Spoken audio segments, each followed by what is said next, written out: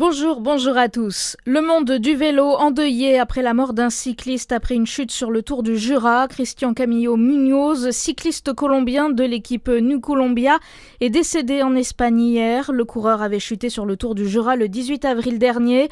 Après son accident, l'athlète avait été pris en charge au CHU de Besançon pour une blessure au genou. Il en était ressorti le lendemain. Il est décédé des suites de ses blessures, d'une infection une semaine plus tard. 15 ans de réclusion criminelle pour le meurtrier d'Agnès Lassalle, cette professeure d'espagnol poignardée en plein cours par un élève à Saint-Jean-de-Luz en février 2023. Le verdict est tombé hier soir après une semaine de procès à huis clos en raison de la minorité de l'accusé au moment des faits. Le sénateur Laurent Duplon était hier à l'Assemblée générale de la FDSEA en Côte d'Or à Châtillon-sur-Seine. Une invitation politique assumée par ce syndicat agricole qui espère voir la loi Duplon 2 adoptée. Il s'est exprimé sur les critiques concernant sa loi qui permettrait la réintroduction de pesticides interdits dont l'acétamipride.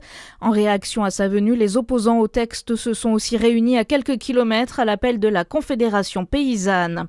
Une journée pour tordre le cou aux préjugés liés à l'obésité à Besançon. Sur le parking de Décathlon, des professionnels de santé et des associations vont informer les passants sur cette maladie chronique complexe dont les porteurs sont souvent maltraités à travers des ateliers, échanges et animations. Aujourd'hui, 18,8% des Francs-Comtois sont en obésité. De l'handi-basket, l'Élan Chalon prend une option sur la demi. L'Élan Chalon a remporté ses 2 matchs de poule hier face à Porto, 70-63, puis à Hanovre, 46-41. Ouverture du top 8 de l'Eurocup 2 à Reggio de Calabre en Italie. Dernier match de poule ce matin contre Cologne.